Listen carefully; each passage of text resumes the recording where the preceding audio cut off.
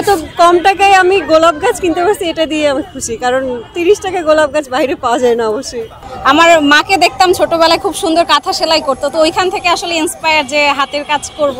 তো এই যে বৃক্ষ মেলার যে আয়োজনটা এবং এই যে পিঠা উৎসব থেকে শুরু করে আমাদের ছোট ভাইরা এটা আয়োজন করেছে, খুবই ভালো লাগছে। আমি প্রাক্তন ছাত্র হিসেবে এখানে এসেছি। ঢাকা তো জিওগ্রাফিক্যালি এমন একটা জায়গায় যেখানে এত গরম পড়ার কথা না, স্টিল আমাদের কিন্তু অনেক গরম পড়ে। আমার ওয়াইফের যে আজকে জন্মদিন, তোর উপলক্ষে আমি একটা গোলাপ গাছই গিফট করে দিলাম। জি রাইট। আমি রিমি খাতুন, আমি জুওলজি ডিপার্টমেন্টে অধ্যয়ন করছি। এগুলো সবই হচ্ছে আমার নিজের হাতে বানানো প্রোডাক্ট, হ্যান্ডমেড আর কি। এখানে আসলে ম্যাটেরিয়াল কস্ট তো অত বেশি থাকে না, কিন্তু যেহেতু অনেক পরিশ্রম দিয়ে বানাতে হয়, তো পারিশ্রমিকটা হচ্ছে এখানে বেশি থাকে। সো প্রাইস রেঞ্জ মোটামুটি শুরু হয়েছে 100 থেকে, এখান থেকে শুরু করে হচ্ছে 1000 প্লাসও আছে আর কি, এরকম প্রাইস রেঞ্জ। পড়াশোনার পাশাপাশি কি এটা করা নাকি? হ্যাঁ, পড়াশোনার পাশাপাশি টোটালি এগুলা করা। আমি যখনই মানে ফ্রি টাইম পাই তখন দেখা যায় টুকিটাকি এগুলা করি।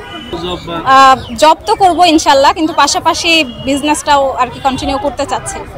পেছনে আসলে খুব ডিটেল গল্প নেই, আবার বেশ ভালো গল্পও আছে। আমার মাকে দেখতাম ছোটবেলায় খুব সুন্দর কাঁথা সেলাই করতো, তো ওইখান থেকে আসলে ইন্সপায়ার যে হাতের কাজ করব। তারপর আমার কাছে মানে কিছু কিছু দেখতাম যে আর্টিস্টরা পরে আছেন ওরকম, তখন নিজে ট্রাই করা যায় কিনা।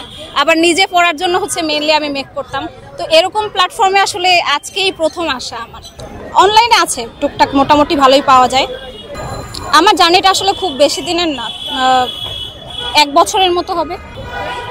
তারা চাইলে আসলে পাশাপাশি এই কাজটা করতে পারে যদি হচ্ছে প্যাশন থাকে, কারণ এগুলা হচ্ছে খুব সূক্ষ্মভাবে বানাতে হয়। তো যদি প্যাশন থাকে অবশ্যই আমি বলবো যে আসুক তারা।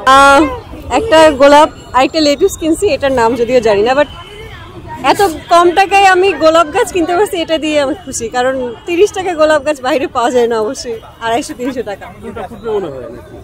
আশা করি ফুটবে, দেখা যাক। ফুটলে কাকে দিবেন? কাউকে দিব না, আমি রেখে দিব। কাউকে কেন নিতে হবে? মানুষ নেই যে বাবা মা, তারপরে এত দূর থেকে নিয়ে যেতে তো শুকায় যাবে। যদি দেই ফ্রেন্ড কাউকে দিতে পারি হয়তো।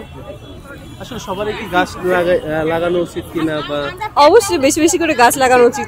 ঢাকা তো জিওগ্রাফিক্যালি এমন একটা জায়গায় যেখানে এত গরম পড়ার কথা না, স্টিল আমাদের কিন্তু অনেক গরম পড়ে। এটা আমরা যেহেতু মাটি নাই, তেমন তো আমরা গাছে, ছাদে, বারান্দায় গাছ লাগাই এটা মিটিগেট করি। যে অনুভূতি তো অনেক অসাধারণ। আমরা ঢাকা বিশ্ববিদ্যালয়ের ছাত্ররা এই ব্যাপারটা যে আয়োজন করেছে, আমরা পরিবেশের ছাত্র হিসেবে, আমি মৃত্তিকা পানীয় পরিবেশের ছাত্র। তো এই যে বৃক্ষ মেলার যে আয়োজনটা এবং এই যে পিঠা উৎসব থেকে শুরু করে আমাদের ছোট ভাইরা এটা আয়োজন করেছে, খুবই ভালো লাগছে। আমি প্রাক্তন ছাত্র হিসেবে এখানে এসেছি এবং আমি একটা গোলাপ ফুল কিনেছি আমার স্ত্রীর জন্য। তো আমার কাছে জিনিসটা খুবই ভালো লেগেছে উদ্যোগটা। তো আমি আশা করবো এরকম উদ্যোগ যাতে আমাদের বিশ্ববিদ্যালয়ে আরও বেশি বেশি করে নেওয়া হয়, এটাই আর কি। বিশ্ববিদ্যালয় যে আমি আমার ছোটো ভাইদেরকে নিয়ে আসছি, আমার ছোটো ভাই আছে, আমার ওয়াইফের যে আজকে জন্মদিন, তোর উপলক্ষে আমি একটা গোলাপ গাছই গিফট করে দিলাম। জি রাইট, সেটাই। জি জি, সেটাই। কতদিন থাকবে? জি ইনশাল্লাহ সারা জীবন থাকার ইচ্ছা আছে, সারা জীবন থাকবো ইনশাল্লাহ। আল্লাহ তাআলা যদি তৌফিক দান করে। আপনারা আমাদের জন্য দোয়া করবেন ইনশাল্লাহ।